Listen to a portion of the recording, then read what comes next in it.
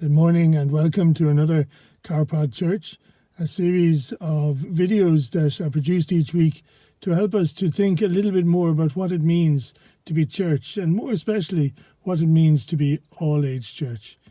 I'm once again up in the car park on Bray Head and it's quite a misty, foggy morning. You can't see so far and the hill of Killiney is hidden from us, and you can see that even the town of Bray is basked in a sense of fog and cloud. And this morning, as we can reflect on church, I thought it was important to first remember what it was like for those first Christians, those people who gathered coming from a Jewish and a Gentile background, coming from a faith that spoke of a God who was sometimes angry and often distant. And then to meet in Jesus the presence of God and that hope and that promise and that love that he spoke about so often. One of my favourite verses as I was growing up is from Matthew's Gospel 10, verse 30. And it speaks about how even the very hairs on your head are counted. Now, that was great as a child when I had a full head of hair, but of course, of recent years, that hairline has receded.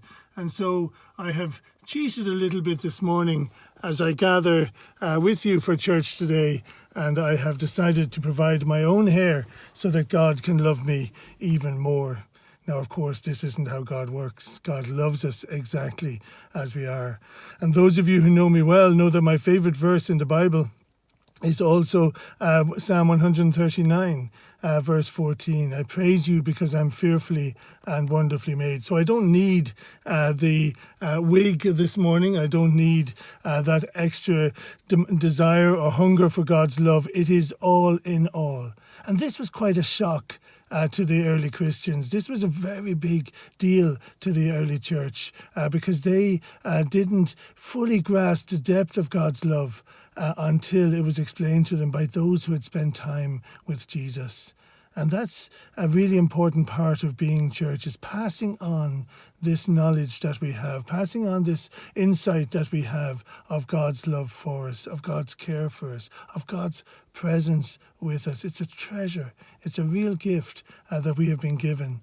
And I encourage you today, whatever your day is like, whether you're stressed, whether you're struggling, whether it's fun and exciting, whatever's happening, I really encourage you to just reflect on the clarity of God's love for you.